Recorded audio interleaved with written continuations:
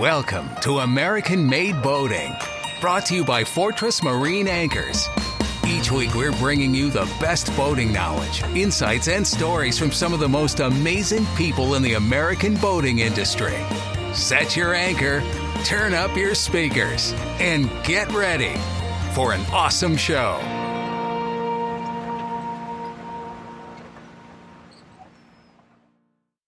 What's going on, ladies and gentlemen? Welcome to American Made Boating. My name's Chris Albert, and I work for Fortress Marine Anchors. I'm the head of sales and marketing here, and I've put this show together because I'm new to the boating industry. There are many of you out there who are new to boating in general, and I wanted to put this show together to introduce you to the great people, personalities, and companies that make up the American boating industry. And one of the things that I love about working in this industry is that there are so many great family-owned businesses. I work with Fortress Marine Anchors here, and Fortress Anchors has always been a family-owned business since 1986. Well, the man I'm about to introduce you to, he works for another company that's been around for 57 years, and that is also a family-owned business. And I'm talking about Win-Tron Electronics. Eddie Winder is the president of Win-Tron, and Win-Tron started as a small shop in New Jersey. And back in the 1950s and 1960s and 1970s mostly, they saw a need for electronics on boats, and they focused on that niche. And slowly they grew it. And today, Win-Tron is a major distribution company here in the United States. They're responsible for getting product to brick and mortar stores around the country so that you can go out there and find them for your boats. And Eddie and everybody who works at Win-Tron, they're true professionals. They know the products, and most of all, they know the people, right? They know what you're going through out there on your boat. They know what you need while you're out there. They also know what you want. And they're also great to work with. Really outstanding people, really outstanding individuals, and they care. And that's what's most important here. And when I talk about American-made boating, I'm passionate about it because of companies like Win-Tron here in the United States, doing everything they can to get great products out there for boaters who want to get the most out of their boats and the most out of this pastime. So I had a great conversation with Eddie, and I'm going to bring it to you here in a second. I just want to say this. Like I said, Fortress Anchors has been here since 1986. We make the world's best anchor, and it's a lightweight collapsible fluke anchor made out of aluminum, so it won't rust, it won't corrode in your anchor well. And every part of our anchor is made right here in the United States. And we also provide a lifetime parts replacement warranty. So any part of your anchor that breaks or bends or anything like that, we replace it free of cost minus the cost of shipping.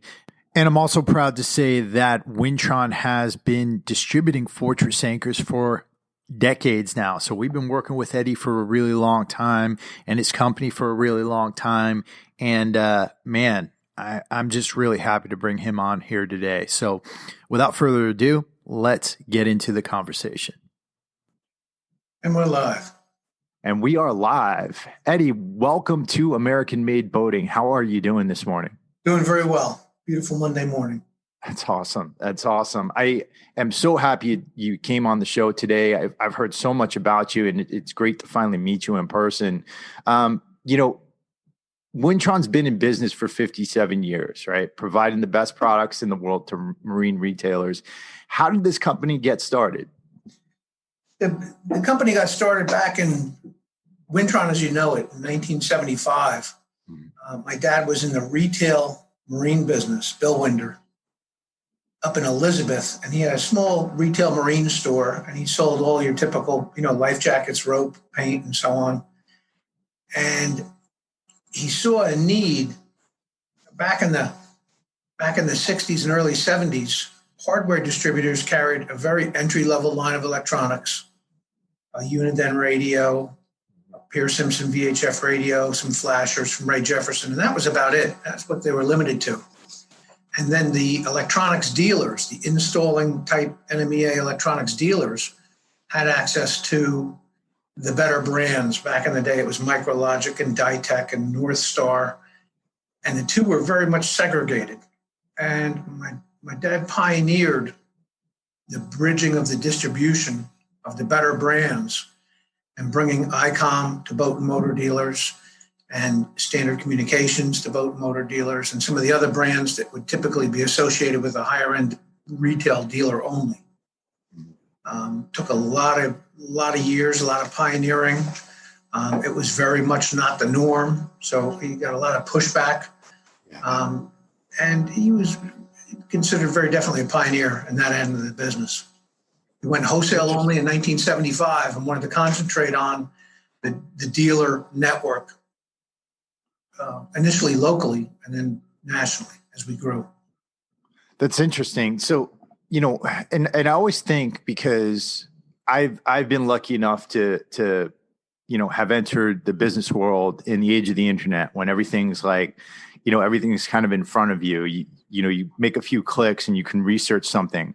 I always think how difficult it must have been back then, having to have a Rolodex, having to get on the phone, actually, get out there in front of people and things like that. So,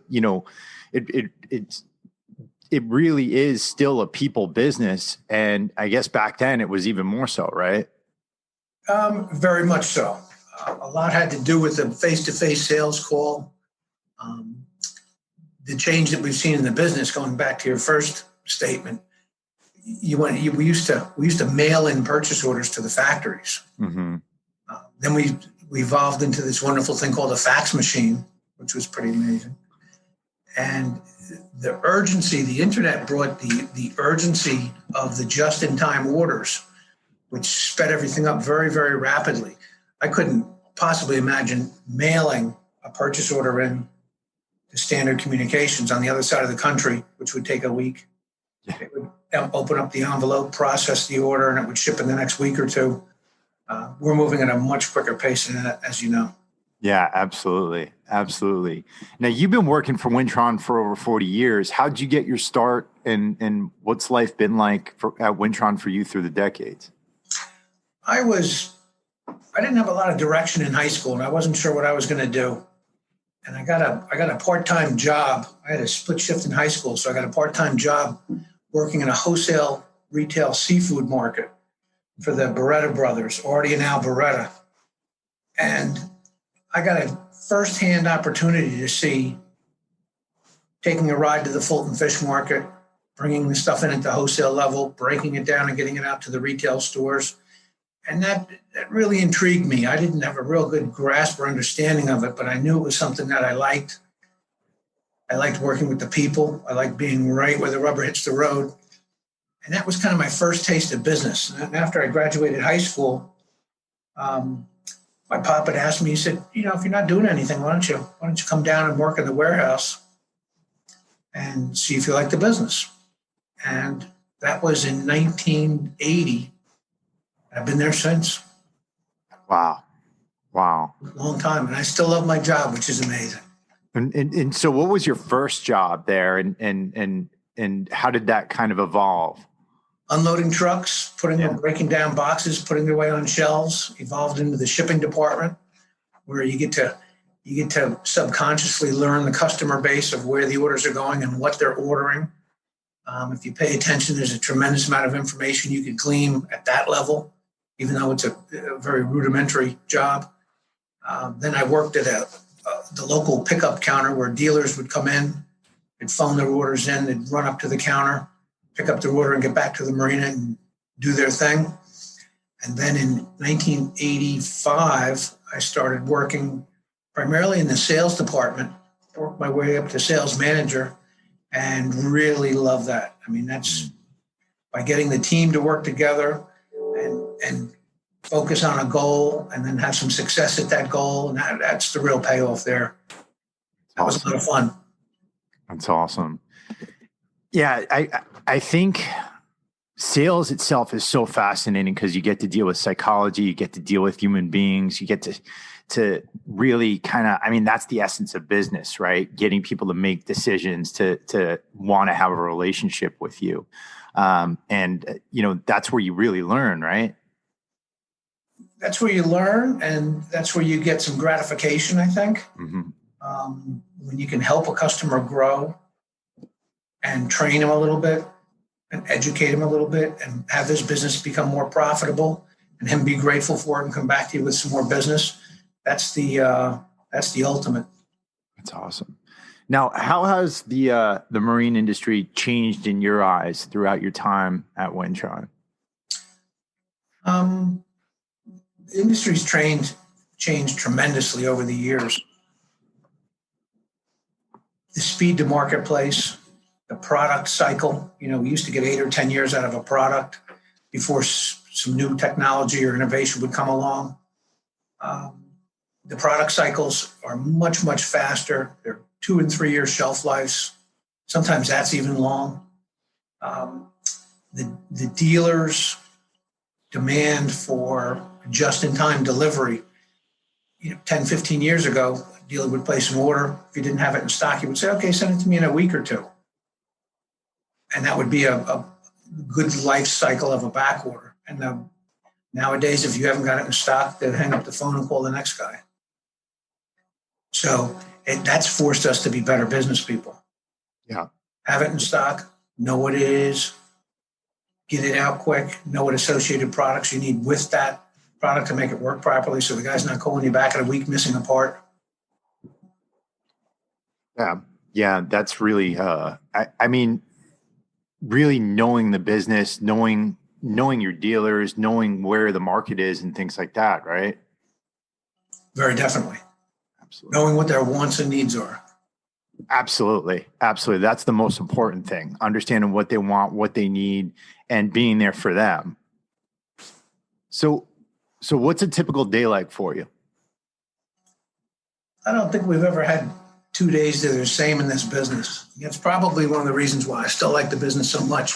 It's very diverse. You really, I come in early in the morning, get prepared, do my morning routine. And at 8:30, when the phone starts ringing, you really don't know what you're going to get. Yeah. We try to sprinkle in some proactive outgoing sales calls. But we're fielding a lot of calls from customers that say, hey, I need help.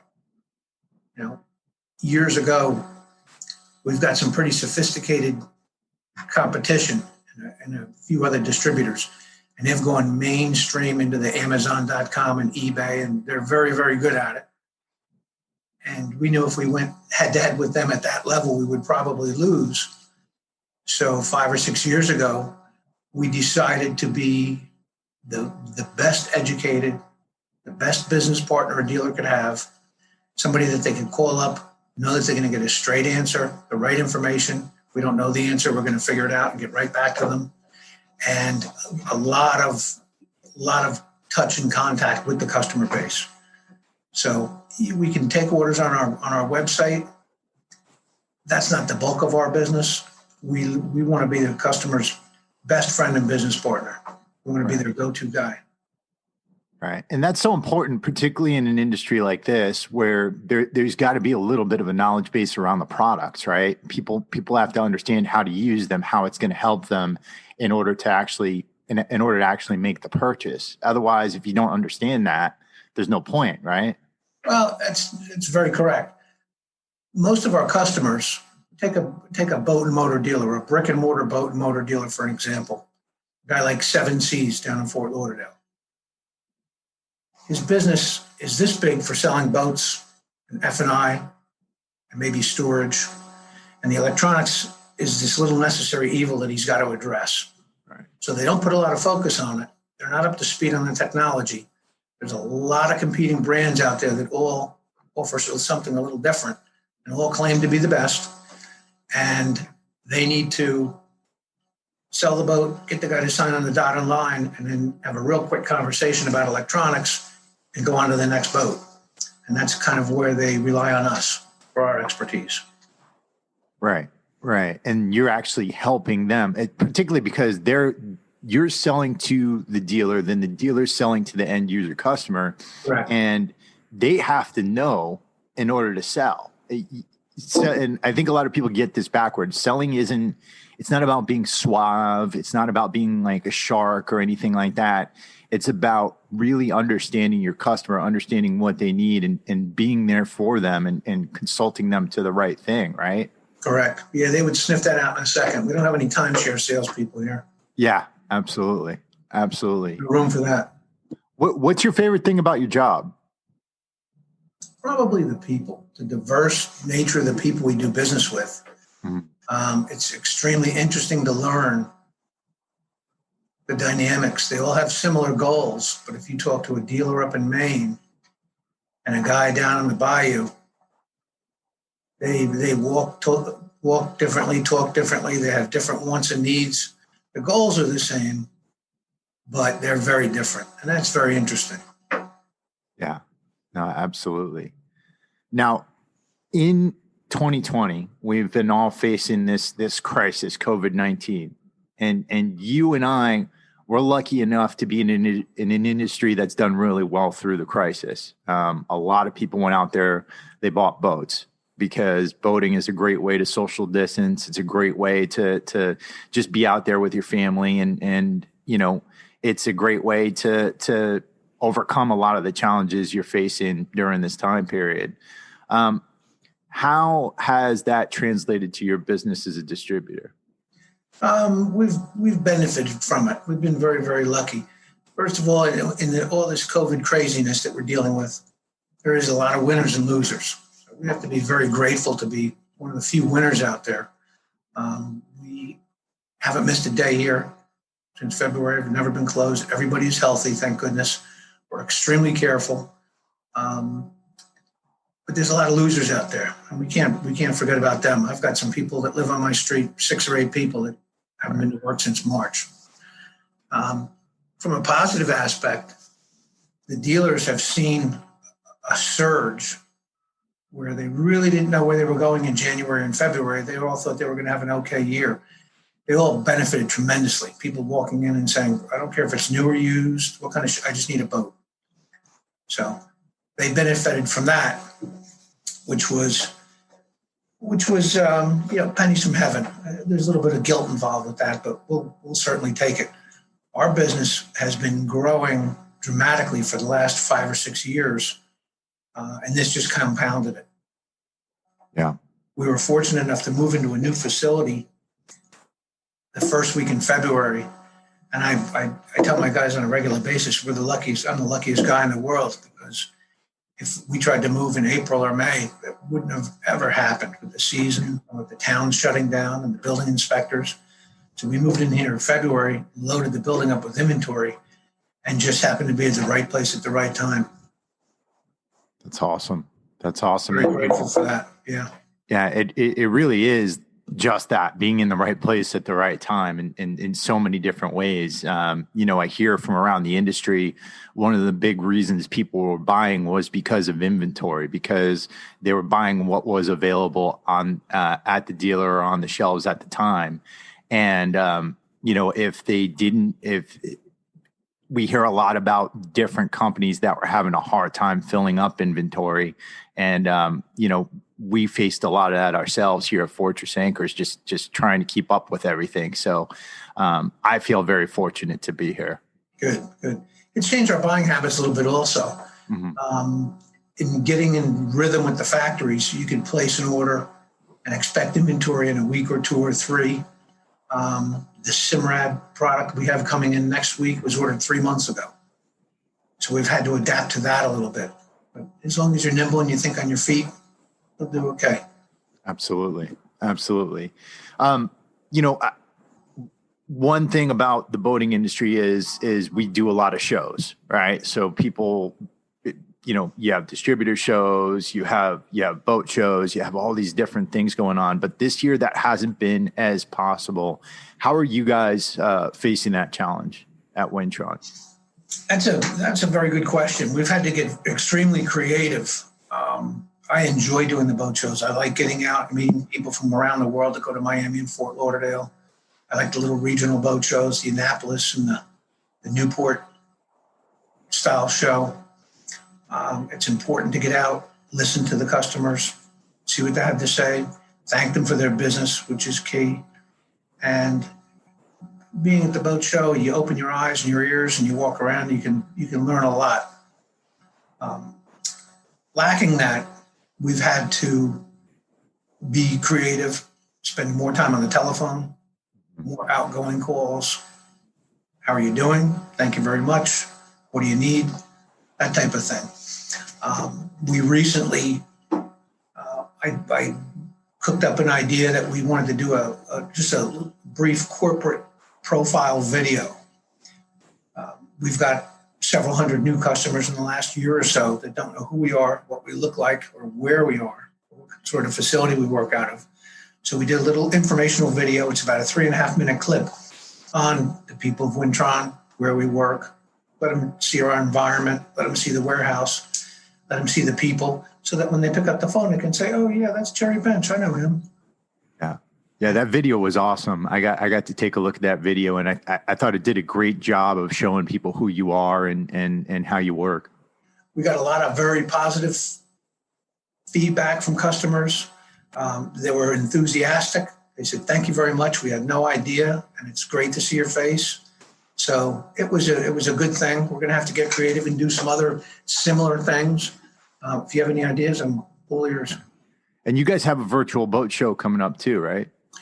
We have a virtual trade show. Virtual trade show. I'm sorry. Yeah. We used to have a distributor show in a hotel for 15 or 16 years back in the 70s and 80s. We would have it in a hotel. Each manufacturer would have a booth, and if you bought 3 ACR EPIRBs, you'd get $100 and that type of thing. Instant gratification, spin the wheel. It was kind of a fun event, but we were only drawing customers from the tri-state area. Dealers are not going to drive in from Ohio or Eugene, Oregon to buy 6 or 10 radios, some antennas and mounts, and then get on the plane and go home. So 16 years ago, we literally invented the virtual online trade show. About half the manufacturers said, Eddie, I think you're nuts. And about the other half of the manufacturers said, you know what? I think that's brilliant. I don't have to send 2 guys to your hotel. I don't have to pay for a hotel room. I don't have to feed them. Instead of $5,000, I'll give you 10 for the show. So after doing it the first year, it was very, I don't want to say crude, but it was very elementary. We were just getting our arms around what the virtual trade show would look like and operate like. It was an overwhelming success.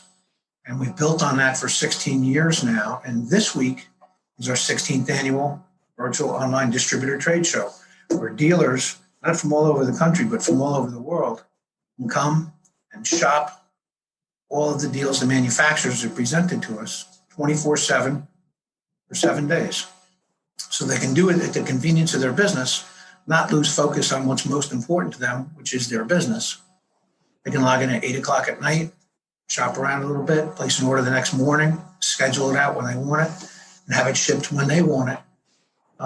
And it's been an overwhelming success. Unfortunately, our competition has had to do the exact same thing by force this year because of the COVID. Right. And they're all working on their first annual virtual trade show, which is going to be a bit of a challenge because I remember what it was like for me. Right. Right. And you guys are the ones who've proven the model, who've put it out there for over a decade, 16 years. I mean, and yeah, there's really a lot of other people who are scrambling, trying to get their first one together right now. It's a lot of work. It's not easy. And you don't know what sort of problems you're going to have arise until they pop up. So you plan your work, you work the plan as much as you can, you try to proof it as much as you can. And as issues come up, we'll put the fires out quickly, but it's run very, very smoothly and been an overwhelming success. So where do you see boating going in the post-COVID-19 era? And what do you think are the keys to getting all the new boaters we gained in 2020 to stay in boating in 2021? Well, there's been a big initiative for a couple of years to try to grow boating. Grow Boating is a great organization. People like the Freedom Boat Club. Right. Lou Kemi heads up the Freedom Boat Club there, and he's done a fantastic job on saying, if you don't feel like buying a boat this year, why don't you take mine out for a couple of weekends a year and see if it fits with your lifestyle and with your family. And that's been a big jumpstart to it. The COVID was probably had the most new entry into boating at all levels, big boats, little boats, weekend boats. It's going to be important that we train those people safety. There's going to be a lot of education, and there's no substitute for just getting out on the water, having the experience, being safe, being alert to your surroundings. And I think as those people get out more and more, they'll get a comfort level, be a little more comfortable with this new thing called boating, because the first time you dock your boat, I don't know if you remember what that feels like. Yep. And you go to a twin screw, and that's a whole nother feeling. But as they get out, and I just want to encourage them to be safe, get educated. There's Coast Guard courses. West Marine does some training where you can get out there and get your certificate and just learn some good basics. And if they have a good experience and they enjoy it and it works with their family, they're going to stay in the boating. So if we retain 70 or 80% of the new boaters, I think we're going to have a smashing success. Yeah. And we've had a lot of innovations over the past, 15, 20 years. There's the new joystick method of docking that's on a lot of boats. And I frankly don't know how people did it before then, but yeah, we have that. Is there anything else out there innovation wise that gets you excited about maybe getting more and more people into boating and making it easier for people? Yeah, most of the manufacturers have worked on their user software to make them as easy as possible to use, so they're not intimidating. If we had an influx of new users trying to use technology from 15 or 20 years ago, I think they would get intimidated, be afraid to use their boats. They wouldn't be planning waypoints and routes. Right. And now Garmin and Simrad and Lowrance and Cytex and all of them have done a fantastic job at making the electronics extremely easy to use, very friendly and not intimidating. That's a big factor. The manufacturers have worked hard on coming up with a seamless one family look. So besides being easy to use, the stuff is now looks like it belongs on the dashboard. It's just not hung in a mounting bracket. They're glass faces and they sit seamlessly on the dashboard. Yeah. So it's got a more positive look and feel to it. Yeah, absolutely. Absolutely. And what would your advice be to all the new boaters out there? Hopefully they didn't buy their boat as an investment. Yeah. Probably the worst investment you can ever make. But the best investment you can make in your family or friends. Mm-hmm. They'll have some excellent experiences out there. Yep. They're going to need to learn safety. It's easy to write a check and jump into boating. But there's a lot of little nuances that go along with boating and things you need to be cognizant of, like venting the bilge, having up-to-date flares, having the right safety equipment on board, and knowing the rules of the road. Right. Big time. Up in the wintertime. Big time. I mean, you see so many Instagram videos and YouTube videos of people, making big mistakes or big gaffes out there while they're trying to dock the boat. I mean, South Florida, where I am right now, is notorious for that. People crashing, doing all kinds of crazy things. And I think just understanding and educating yourself is a really big deal, right? Without a doubt. When something goes wrong on a boat, it usually doesn't fix itself. It usually gets worse. So people are going to have to be vigilant. And do you have a dream boat? And if so, what is it? I've got a desire someday to have a big catamaran like a Gila and do some long-range cruising. Nice. Nice 12, 15 knot slow boat cruising, maybe through the Chesapeake and down through the Carolinas. That's something I'd like to do. That'd be cool. That'd be really cool. Yep. What else should people know about you and Win-Tron, Eddie? The takeaway for the Win-Tron people here is we're very sincere. We enjoy working with our dealers. We want to make them successful and profitable. We're very thankful for their business. And our dealers are our lifeblood. We've never, ever forgotten that. In another 15 or 20 minutes, Our sales crew is going to be here. I'm going to go out and talk to them for a little bit before the phone starts ringing. And I say to them, don't forget who pays for the light bill. Yep. Big time, big time. Well, Eddie, one, I want to thank you so much for coming on. And two, I just want to acknowledge you. I mean, we've been dealing with Win-Tron here at Fortress Anchors for a long time now. And you guys have always been honest. You guys have always been great to deal with. And I can see the care that you put into your customers when you are working with a dealer, when you are working with somebody out there, you really care about their success, and your whole team does too. And that is huge. That is huge in this industry. That's huge in business in general. And, I want to congratulate you on your success. And again, I want to thank you for being so gracious to come on here today. Well, thanks for having me. Absolutely. Absolutely. Stay healthy. Go ahead, Eddie. Stay healthy. Oh, you too, especially during this time period. And to everybody out there, I want to thank you guys so much for listening. I thought this was a great conversation and really enjoyed listening to Eddie talk about Win-Tron and what a distributor like Win-Tron does. If you guys have any questions for us, don't be afraid to send them over to us here at American Made Boating. And we'll be back at you next week with another awesome episode. This is Chris Albert and Eddie Winder of Win-Tron, and we are out.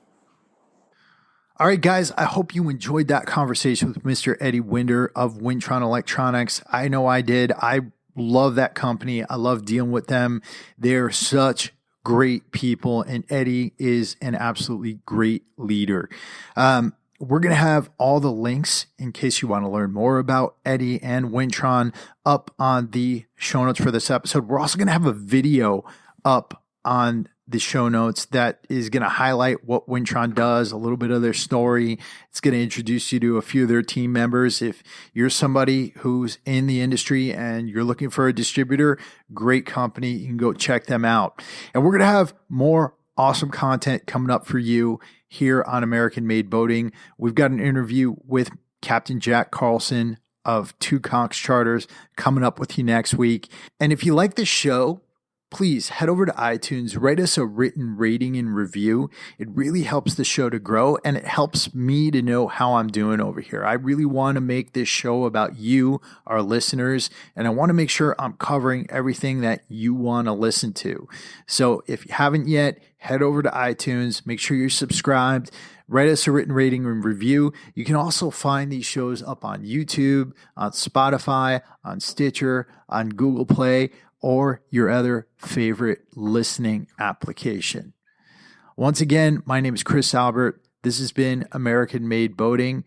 Hope you get out there on the water when you can, if the weather's good where you are. If not, the season will be coming soon. I'll be talking to you guys next week, and I am out.